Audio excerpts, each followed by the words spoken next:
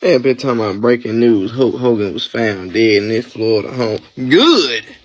Thank you. I hope it was slow and painful. I hope ain't nobody him. We ain't forgot about the phone call. We ain't forgot. I ain't forgot.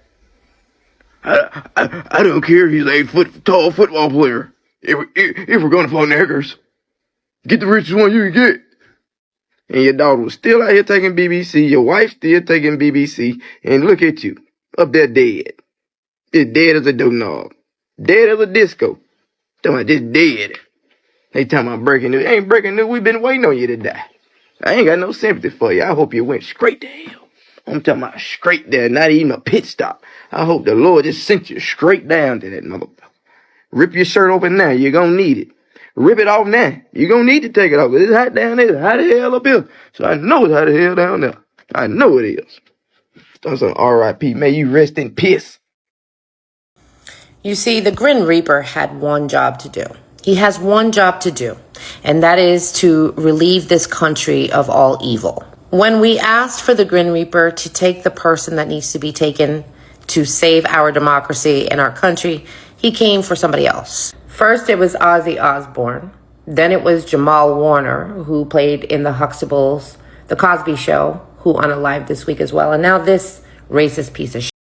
But the coincidence to all of this is that Hulk Hogan died on the anniversary of his racist Rant scandal, where he called black people the N-word, hard R, exactly 10 years ago, as of the day that he unalived. Do I give a f*** that he passed away? Absolutely not. God does not like ugly. But they always say that death comes in 3. So you had Ozzy Osbourne, Jamal Warner, and now this piece of shit, right?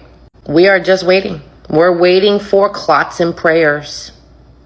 Hulk Hogan's death gets even crazier when you realize he passed away today, which is the 10-year anniversary when he made those racist remarks. On July 24, 2015, that's when the New York Times made the article of him apologizing for his comment. And during this time, this is when he lost his WWE contract. That's when he lost the Legends deal. WWE had kind of put him on the blacklisted block list. Now, of course, over the years, WWE was trying to mend that relationship, but it just never really hit the same. And, you know, if you're not a wrestling fan, you probably don't know this, but on Hulk Hogan's last appearance in the WWE, which was actually this year, not too long ago, he was booed. Like, it was brutal. He was booed. And that was also when he was trying to sell his beer. So it's really interesting how life has a way of playing into effect. And as you know, he passed away today due to cardiac arrest. But the fact that he passed away on the 10-year anniversary of those racist comments, the fact that at one point he was the biggest draw in WWE and his last impact in the WWE was him getting booed out the door.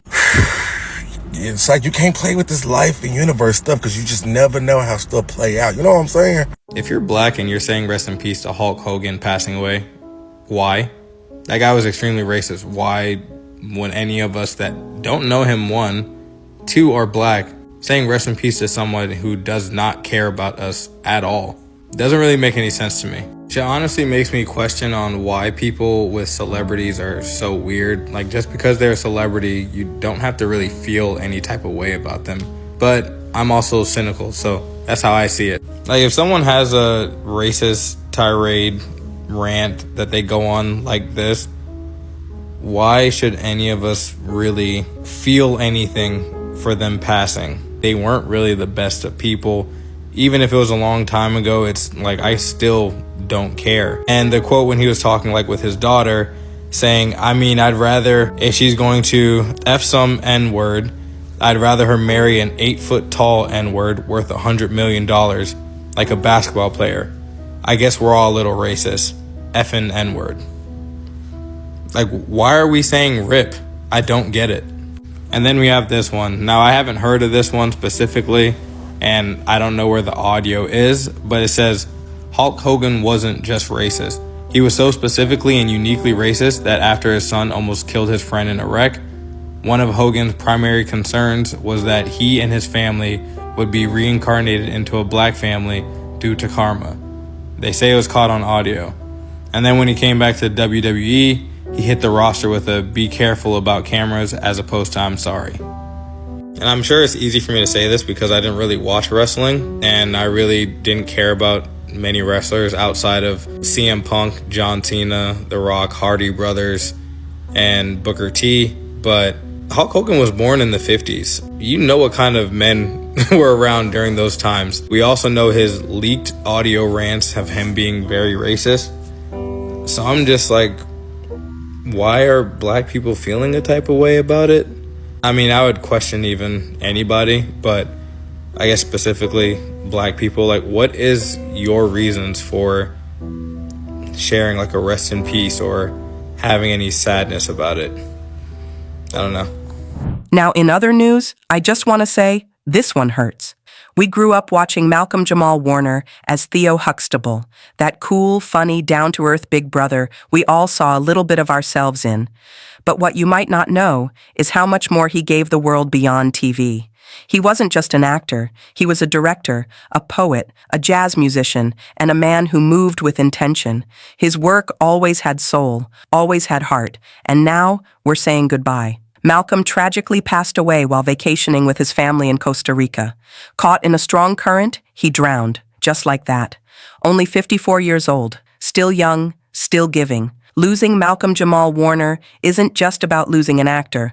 For a lot of us, especially in the black community, it's losing a part of our cultural DNA. The Cosby Show changed the game. It showed us a black family that was educated, loving, real. And Malcolm, as Theo, was the bridge. He was every black boy trying to figure it out. He made mistakes, got schooled by his parents, bounced back, and grew right in front of us. He was never perfect, and that's what made him relatable. But Warner didn't stop there. He went on to build a career with purpose. Guest roles on powerful shows like American Horror Story, Dexter, and The Fresh Prince. Directing episodes that pushed boundaries. Speaking poetry that reflected black truth and healing. Playing music that fed the soul. He was a quiet storm, never chasing attention, just doing the work. And he was about family. Real family. A private man who poured into those around him.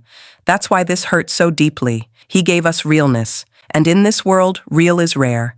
His death reminds us how fragile life is. One moment, you're on vacation with the people you love. The next, it's over. That's a hard pill to swallow. But it's also a wake-up call to live, to be present, to give people their flowers now. Malcolm lived a life full of impact, creativity, and quiet strength. And now it's on us, the people he inspired, to carry that energy forward. So if his work ever meant something to you, if Theo Huxtable ever made you laugh, think, or feel seen, honor him by being intentional in your own life. Love your people, chase your art, speak your truth, and don't forget to share this video because we need to keep telling our stories. Stories like Malcolm's, stories that matter. Rest in power, Brother Malcolm. You gave us more than you'll ever know. Peace, love, and thank y'all for watching.